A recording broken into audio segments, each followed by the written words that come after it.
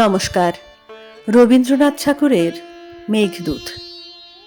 কবিবর কবে কোন বিস্তৃত বরষে, কোন পুণ্য আষাঢ়ের প্রথম দিবসে লিখেছিলে মেঘদূত। মেঘচন্দ্র শ্লোক বিশ্বের বিরোহী যত সকলের শোক রাখিয়াছে আপন আধার স্তরে স্তরে, সঘন সঙ্গীত মাঝে পুঞ্জীভূত করে।